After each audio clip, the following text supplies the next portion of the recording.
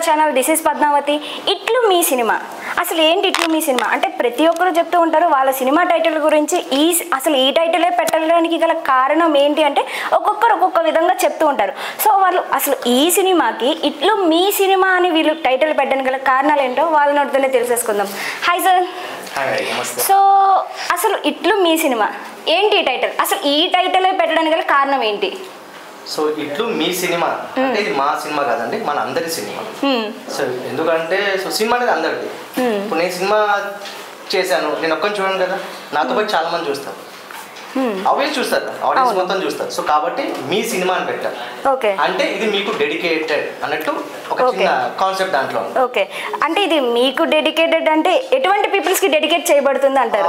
ఎవరు cine field కి వచ్చి సక్సెస్ అవ్వని వాళ్ళకి, సక్సెస్ అయిన వాళ్ళకి. సక్సెస్ అయిన వాళ్ళకి మనం సక్సెస్ మాత్రం చెప్పాల్సిన అవసరం లేదు. ఎవరు సక్సెస్ అవ్వలేదు, సో ఒక వే పాత్, సక్సెస్ కి ఒక దారి మా సినిమా చూపిస్తుంది.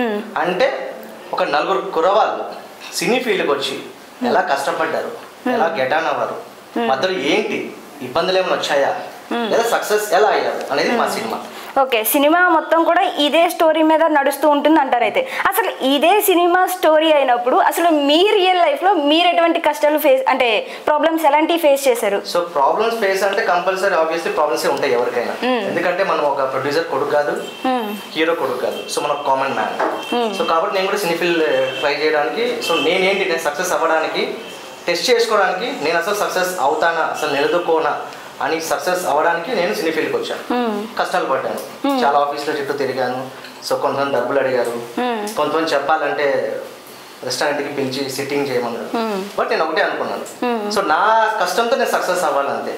డబ్బులు పెట్టో లేదా వాళ్ళకి సిట్టింగ్లో కూర్చోబెట్టి మందు పోయడాలో నాకు అలవాటు లేదు, అలవాటు చేసుకోను కూడా.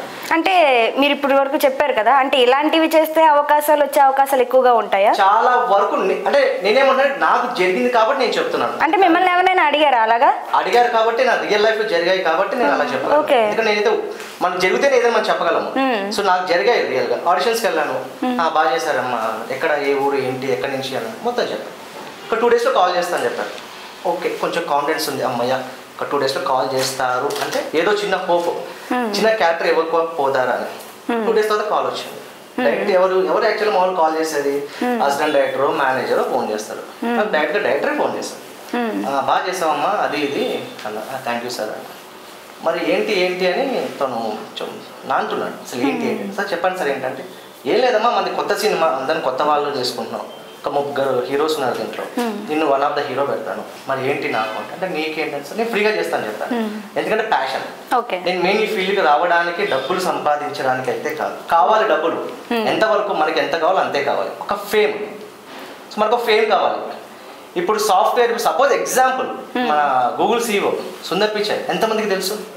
చాలా తక్కువ మంది వరకు. చిరంజీవి అంటే అందరికీ తెలుసు ఆల్మోస్ట్. అంటే ఏంటి అక్కడ తన దగ్గర డబ్బులు ఉన్నాయి, తిన దగ్గర డబ్బులు ఉన్నాయి, బట్ అక్కడ ఏంటి మనకు డిఫరెన్స్ చూడాల్సింది? ఫేమ్. నాకు ఆ ఫేమ్ సంపాదించుకోవాలని నేను వచ్చాను.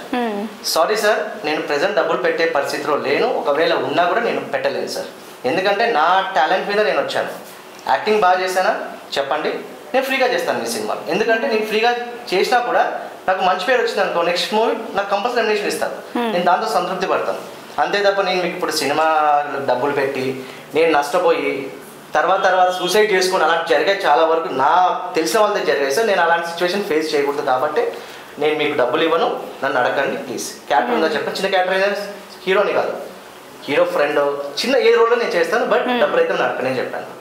సరేమో చెప్తాను చెప్పాను. నాకు అలాంటి కాల్స్ చాలా వచ్చాయి, చాలా ఫేస్ చేశాను కూడా. అలాంటి టైంలో ఇంకా వద్దు, మనకు సినీ ఫీల్డ్ సెట్ అవ్వదు, మన కష్టాలు పడుతున్నామని టైంలో బయటకు వచ్చి నేను జాబ్ సెర్చ్ చేసుకున్న, జాబ్ వచ్చింది, చేసుకుంటున్నాను. ప్రసాద్ గారు నాకు రూమ్మేట్. ఓకే, సో బాగా తిరిగాం కలిసి. సో రూమ్మేట్ అంటే మీరు ఇండస్ట్రీలోకి ట్రై చేస్తున్నప్పుడు ఎగ్జాక్ట్లీ పరిచయం అయ్యారు. సో అలా మేము కూడా ట్రై చేసాము. బట్ ఇలాంటి కొంచెం ఆటంకాలు వచ్చాయి కాబట్టి నేను ఫీల్డ్ వదిలిపెట్టాను. సో అందరూ వెళ్ళిపోయారు, మ్యాక్సిమం నాకు తెలిసిన రూమ్మేట్స్ అందరూ వెళ్ళిపోయారు. సో ఒక అంటే ఎగ్జాక్ట్లీ ఒక 8 months బ్యాక్ కాల్ చేశాను. అంటే అప్పుడప్పుడు ఇయర్లీ వన్స్ అలా కాల్ చేసేవారు, ఎలా ఉన్నావు ఏంటి అన్న, జాబ్ ఎలా ఉంది, ఆ జాబ్ ఓకే సక్సెస్ఫుల్గా రన్ అవుతుందని చెప్పారు. సినిమా ఉంది, సినిమా చేస్తున్నాం, 4 హీరోలు, దాంట్లో వన్ ఆఫ్ ది నువ్వు అని చెప్పారు. షాక్ అయిపోయాను. అసలు ఏంటి నాకు అర్థం అవ్వట్లేదు సిరీస్ అంటే షాక్ లో ఉన్నాను అప్పుడు. ఎందుకంటే ఆల్మోస్ట్ ఆల్ 10 years అయింది ఫీల్డ్ వదిలిపెట్టి మళ్ళీ ఇలా రావడం ఒక అదృష్టం అనుకోవాలి ఫస్ట్ ఆఫ్ ఆల్. వచ్చిన షాక్ లో ఉన్నాను, ఇది కళా నిజం అన్నట్టు ఉనింది. లేదు చేస్తున్నాము, నేనే ప్రొడ్యూస్ చేస్తున్నాను.